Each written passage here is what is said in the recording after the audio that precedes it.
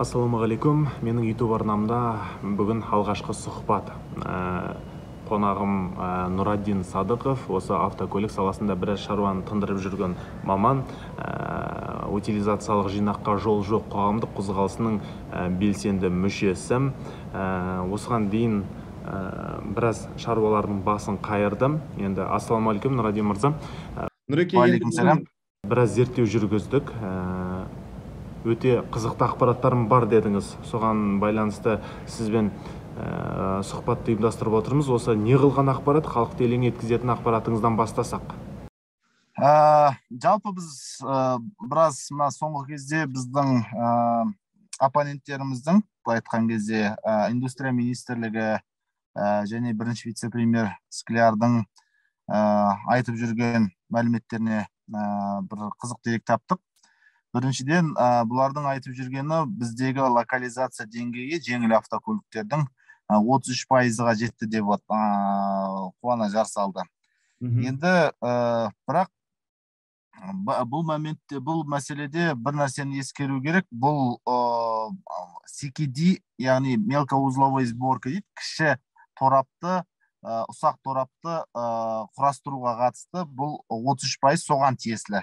Енді сандар сөйлесін. Біз 2021 жылы Hyundai Trans-Казахстан біздің Астана Моторсқа қарасты. Дәл осы CKD несімен, сборкамен бұл 704 автокөлік шығарған 21 жылы, өткен жылы. Ал Сарыарқа Автопром 2021 жылы JAC S3 моделі, оны 759 автокөлік шығарған. Бүкіл Қазақстанда, мен сіздерге толық болу үшін айта кетейін, CKD сборкамен, яғни құрастыру формасымен, мелкоузловой дейді ғой, қысқаша кіші торап, ұсақ торапты құрастыру. Былай айтқан кезде локализация деңгейі ең жоғары деген екі-ақ модель. Бұл Сарыарқа Автопромда JAC S3, Hyundai Астана Моторста Hyundai Акцент, осы екі-ақ автокөлік. Яғни бұлардың саны 2021 жылы біреуінде 704, біреуінде 759. Ал егер 2021 жылы бұлар өздерінің берген ақпараттары бойынша 85.330 автокөлік шығарған ескерсек, CKD сборка, яғни 33% локализация деңгейіндегі құрастыру, бұл бар болғаны 1,7%-ды құрайды. Яғни 2%-ға да жетпейді. Сонда бізде әлгі жаңағы CKD сборка, негізгі сборкаға кішкене автоқұрастыру деп айтуға жақындайтын құрастырудың формасы болатын болса, CKD, оның үлесі біздің бүкіл нарықтағы бұлар жалаулатып 90 мыңдай автокөлік құрастырдық деп жарысталды өткенде. Сондағы бар болғаны 1,7% ғана құрап отыр.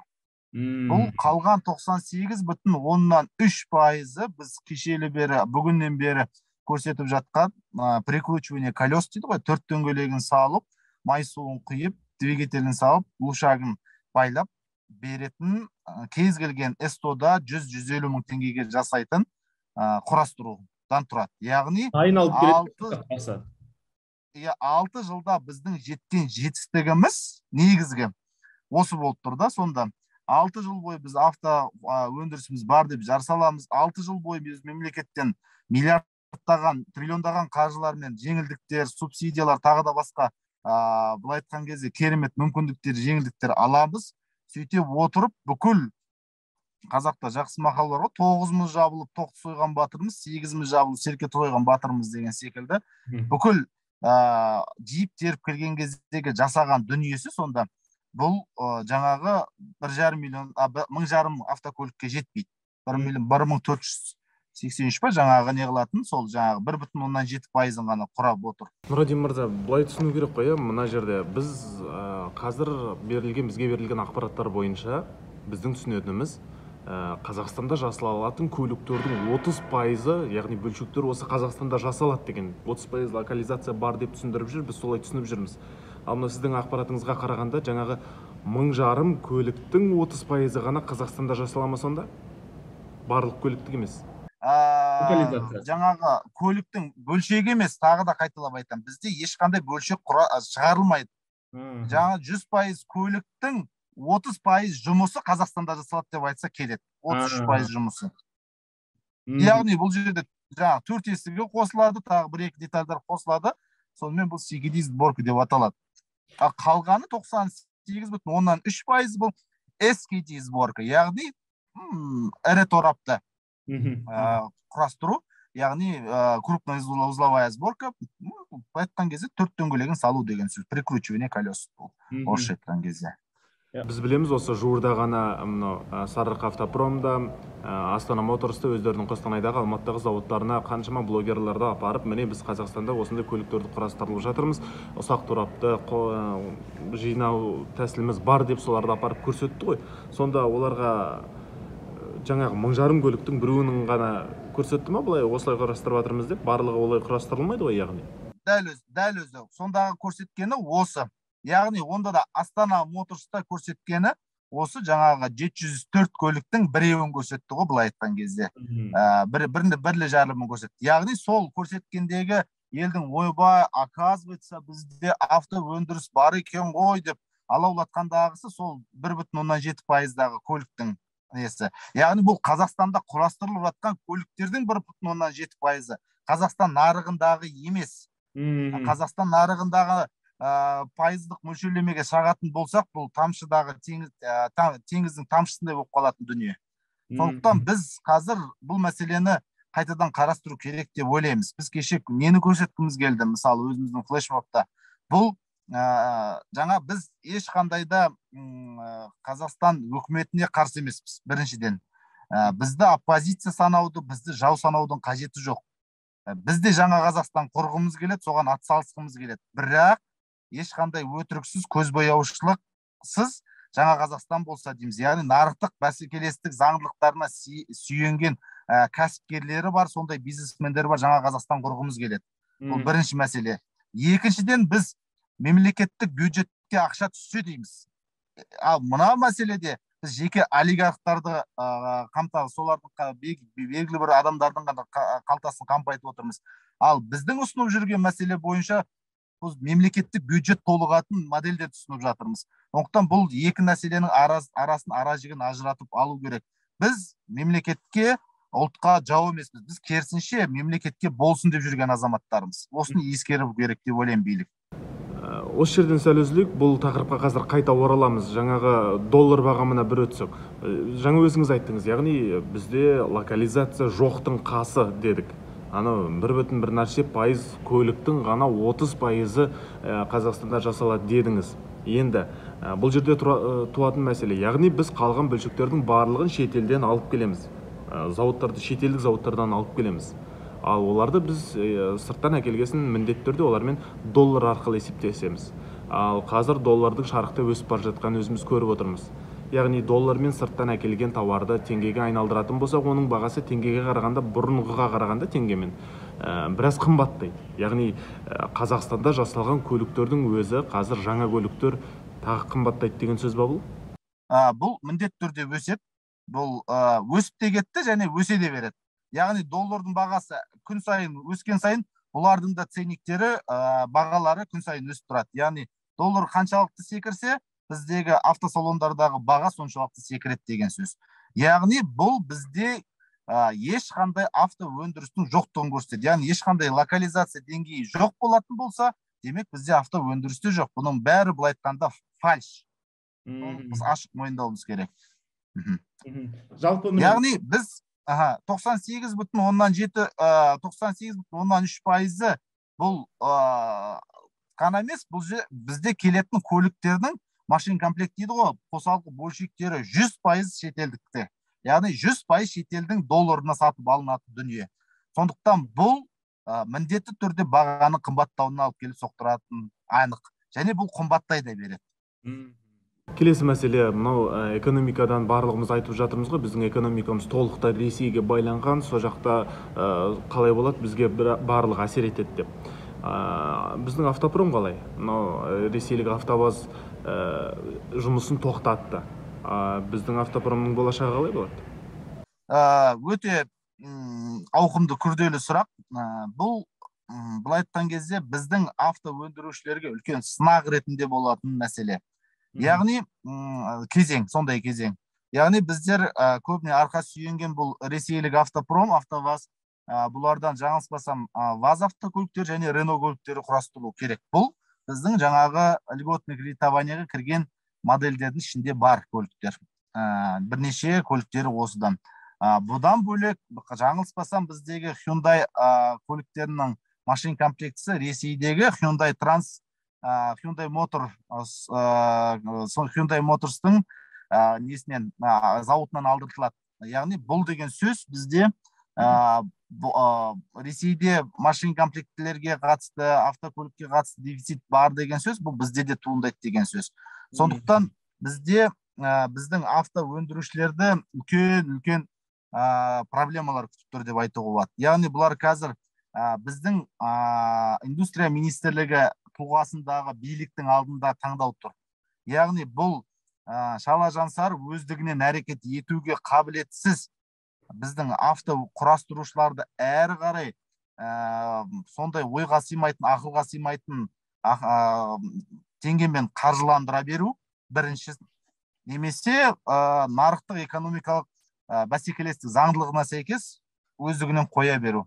Егер бірінші жолды таңдаса, міндетті түрде бюджет, мемлекеттік бюджет есебінен, халықтың қалтасынан төленетін салықтың тағы да басқа есебінен бұл қаржыландырады, бірақ бұның өзі аяққа тұрып кетуіне себепкер бола алмайды бұндай әрекет.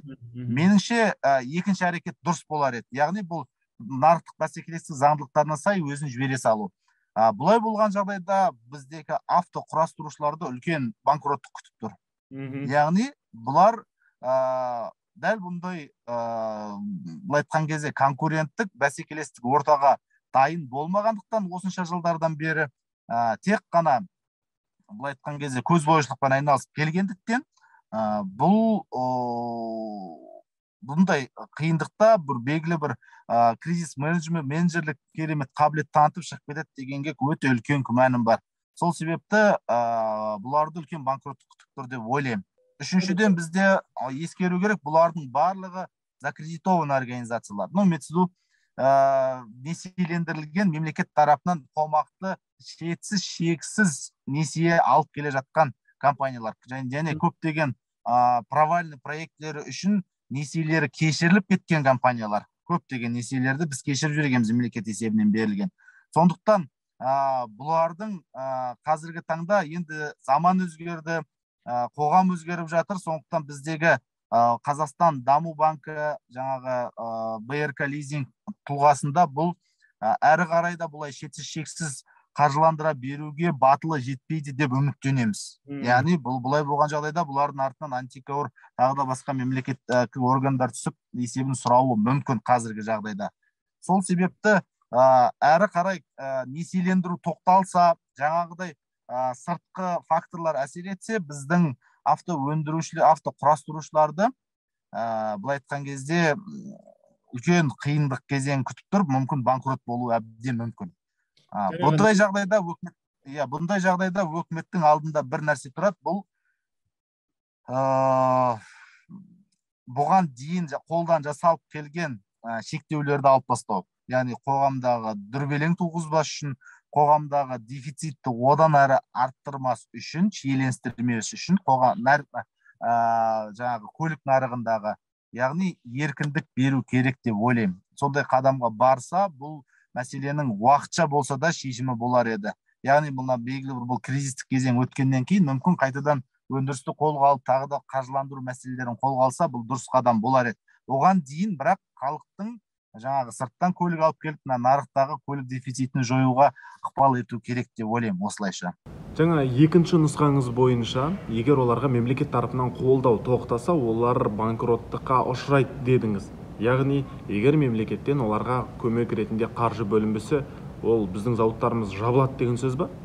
Енді бұл жерде жабылады деген сөзіміз күштеп жабу керек деп отырған жоқпын. Шамалары келсе, төтеп берсін нарықтық бәсекелестік заңдылықтарына. Ал егер шамалары келмесе, онда таңдау өздерінде. Енді бұлар біздің мемлекетіміздегі ең беделді, ең бай бизнесмендер ғой енді, кәсіпкерлер. Енді әңгіменің шынына келейік, біздің өзіміздің зауыттарымыз өзіміздің халықтың қажетіне жарамай тұр. Сұранысымызды толық жаба алмай тұр деген сөз ғой. Енді осы мәселені шешу үшін сол сұрақ баяғы өздеріңіз көтеріп жүрген утилизациялық жинақты алып тастаумен алғашқы тіркеу жарнасын алып тастау керек деген мәселеге келіп тіреле ма? Қалай шешуге болады сонда бұл мәселені? Иә, дәл өзі.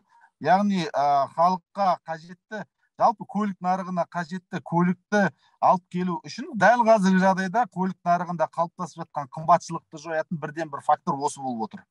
Яғни бұл қазақстандық қана емес, біз бұл жағдайда бірнеше есе ұтатын мәселелерді айтайын. Біріншіден, біз жаңағы мынандай сұрақ туындауы мүмкін. Утилизациялық алым мен жаңағы первичный регистрация, осын жаңағы Евроглонасс секілді шектеу шараларын алып тастаса, өкімет ақшасыз қалады ғой деген мәселе. Болмай ма дейді, иә. Иә. Бұл былай айтқан кезде қазіргі таңда мен сізбен былай түсіндірейін. Шартты түрде қазіргі таңда бізге мемлекетке дәл осы шектеу шараларының кесірінен, салдарынан бізде жылына 10 миллиард теңге түсіп отыр бюджетке. Ал егер біз бұл шектеу шараларын алып тастасақ, бұл миллиардтарды бір кемінде 6 есеге арттыруға болады. Қалайша? Бізде кез келген сырттан келетін көліктің саны артқаннан кейін, оған төленетін кедендік баж салығының саны да артады. Көлем емес, саны артады. Яғни біз бұл жағдайда санмен аламыз. Яғни көлеммен емес, количество емес, объеммен аламыз. Былай айтқан кезде көлемін, сырттан келетін көлемнің автокөліктердің саны ұлғайған сайын, олардың төленетін баж салық, кедендік баж салығы да артады. Сол себепті біздің бюджет қалай болған кезде бір жақтан қысқанымен, екінші жақтан өзінің қазынасын толтыратын мүмкіндігі артады. Бұл біріншіден. Екіншіден, НДС деген мәселе, жаңағы төленетін салық, НДС салығы, ол артады. Үшіншіден, шағын және орта бизнеске жан бітеді, яғни қаншама адамдар, жұмыссыз жүрген адамдар жұмыспен қамтылады. Халықтың өз отырын өзі қаситын жағдайға келеді. Төртіншіден, олардың өздерінің жаңағы төлейтін салықтарының көлемі артады. Сол себепті бұл жерде бюджет, мемлекет ұтылмайды, ұтпаса. Бұл бірінші мәселе. Екінші мәселе, бұл жерде сырттан келетін көліктердің саны өскен сайын ішкі бюджеттегі нелер, автоқұрастырушылар банкрот болады ғой деген нәрсе тұр ғой. Бізде бір нәрсемен бұларды ұстап қалуға болады. Ішкі мемлекеттік сатып алуларды осы Қазақстанда жасалды деген маркасы бар, жаңағы өздері неған міндеттеу керек. Енді бұған дейін шала міндеттеліп келді, бұл мәселе толығымен жүзеге асырылмады. Сондықтан бізде министрлер өздерінен бастап осы Қазақстанда құрастырылды деген көліктерін өздері мініп бастасын. Демек, бұл отандық өндіріске өздері айтып жүрген, өзгеше серпін беретін, өзгеше қан жүгіртетін әрекет болмақ. Бұлай жағдайда, бұлай айтқан кезде, бұлар да объемсыз қалмайды. Осындай секілді шараларды жүзеге асыру арқылы өгізді де өртірмей, арбаны сындырмай әрекет жасауға болады деп ойлаймын. Сіздер бұған дейін жалпы жарты жылдың көлемінде ғой деймін, осы одан да көп мәселені қатты көтеріп жүрдіңіздер, утилизацияны алып тастаймыз, қозғалыстарыңыз біраз мәселені шешті де. Бірақ мынау 50%-ға түскеннен кейін жоқ болып кеттіңіздер, үндеріңіз шықпайды қазір. Қайда кеттіңіздер? Мынау 50%-ға түсіріп бердік, осымен ауыздарыңызды жабыңыздар деп біреу тиын теберіңізді беріп, осымен тоқтаңыздар деді ме, қорқытып үркіту деген болған жоқ па? Қайдасыздар жалпы қазір? Жалпы бұл жерде мәселе былай. Біріншіден, мемлекет тарапынан 50%-ық жеңілдік ұсынылды деді. Сосын 2 айға дейін, жаңағы бұл май айының бірінен, мамыр айының 1 мамырға дейін бұл құжаттама жүзеге асырылу басталады деді. Осын бұл құжаттама дауыс беруге салынады деді. Бұл бүгін салынды.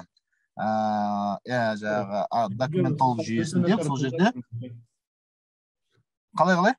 Видеоның сапасы нашар келіп жатыр маған. Дауысыңыз бөлек. Неге бұлай болып жатыр? Мен нормально отырмын. Айта берейін ба? Айта беріңіз. Так, бұл жерде мәселе бұлай. Бұл мемлекет 50%-ық жеңілдік жариялағаннан кейін бізде бұған қарсылық білдірдік. Бірден ертеңіне бірден пресс-конференция бердік, бұған қарсымыз, бұған келіспейміз деп. Және бұның ресми былай айтқан кезде құжатталуын күттік. Қазіргі таңда бұл заң жобасы ретінде экология министрлігі документолог жүйесіне салып, дауыс беруге салынды. Бұны енді қазір барлығымыз көріп, бұл ставканы дауыс беруге мүмкіндігіміз бар. Сол себепті ол сілтемесін салып қойсаңыз да болады. Бұл бірінші мәселе, бұны күттік. Екіншіден, ең үлкен мәселе, бұл көрші мемлекеттерде соғыс басталып кетті, өзіңіз білесіз. Бұл соғыстың ықпалы, салдары бәрімізге айналып келіп тиді. Бұл Қазақстанға ғана емес, біздің топта жүргендердің барлығы кәсіпкерлер, бәрінің өзінің кәсібі бар, бизнесі болғандықтан, біреу экспортпен, біреу импортпен айналысатын, әртүрлі, біреу қызмет көрсету, біреу тағы да басқа секілді әртүрлі салаларда жұмыс жасайтын болғандықтан, бұл әлемді шарпыған процестің алғашқы уақытында әркім өзінің бизнесмен айналысуға да мүмкіндік тапты, былай айтқан кезде. Үшіншіден, енді қалай болғанды да біз қарсылық білдіргеннен кейін билік тарапынан обратный связь күттік. Яғни, былай айтқан кезде кері байланыс, яғни жарайды 50%-ға келіспесеңдер, не ұсынасыңдар деген. Бірақ өкінішке орай әлі осы күнге дейін ешқандай кері байланыс болған жоқ. Сондықтан біз құжат шыққаннан кейін бұл құжатты талқылау мәселесіне араласып қайтадан бастадық. Сол себепті біз ешқайда кеткен жоқпыз, ешқайда жоғалған жоқпыз, ешкімді КМБ сатып алған жоқ, біреулер жазып жатқан секілді, немесе қорқытып жатқан жоқ. Енді былай айтқан кезде бұл қазіргі қалыптасқан жағдайға орай болған шағын ғана үзіліс деп қабылдау керек. Ал одан өзге пәлендей бір тайқып кеткен, секіріп кеткен, бір принциптен айнып кеткен, немесе басқа болып кеткен деген мәселе жоқ бұл жерде. Соны дұрыс түсіну керек. Қауесетке, тағы да басқа жаңағы біздің оппоненттеріміздің шығарып жатқан түрлі нәрселеріне, жаңағы фейк ақпараттарына ерудің қажет жоқ. Біз бәріміз байланыстамыз. Қалай болғанда да бұл мәселені шамамыз келгенше, орысша айтқан кезде до логического завершения дейді ғой енді. Оған жеткізгіміз келеді. Қалай болғанда да билікпен есі дұрыс диалог орнатуға тырысып жатырмыз. Соңына дейін әлде де үміттіміз. Бұған қоса біз 12 маусымға дейін ең үлкен ұмытып бара жатырмыз ғой, митинг қойдық. Өйткені басқа күндер бос болмаған болатын, бірақ 12 маусымға Алматы қаласына өтініш берген, өтінішіміз қанағаттандырылмады, рұқсат берілген жоқ. Сондықтан әлі күнге дейін біз өзімізді жаңағы заң аясында әрекет ететін тұлғалардың тобы ретінде көрсету үшін заңсыз митинг өткізуге, сол арқылы халықтың белгілі бір бөлігін арандатуға тырыспадық және тырыспаймыз да. Одан кейінгі келесі планымызды кешегі флешмоб ретінде көрсеттік. Бұдан кейінгі жоспарларымызда әлі күнге жоспарланып қойылған, біз әрекетімізді жалғастыра береміз. Бірақ барлығы заң аясында жүзеге асса деген ниетіміз, пиғылымыз бар. Жарайды, енді қазіргі 16 наурыздың алдында, ертеңгі жаңағы президенттің жолдауының алдында ешқандай бір саяси белсенділікті қаламай отырғандығының көрінісі де бұқтық. Жақсы, бұны да көрейік, ертең қандай жолдау жолдайтын деп күтіп отырмыз. Мүмкін жақсы қолайлы ұсыныстар айтылады. Мүмкін тағы сол баяғы күйінде қалады. Соған байланысты біздің де әрекеттеріміздің жоспары бар. Соған ары қарай әрекет ете береміз. Түсінікті, жақсы. Көп рахмет сізге, Нұраддин мырза. Оқасы жоқ. Біраз нәрсенің бетін ашып айттыңыз. Халыққа қажетті пайдалы ақпарат бере алдық деп ойлаймын. Көп рахмет сізге. Мына бастамаларыңыз ары қарай сәтті аяқталуға жазсын. Енді халықтың қамы үшін деп жүгіріп жүрсіздер. Осы істеріңізге сәттілік тілеймін. Амандықпен жүздесейік.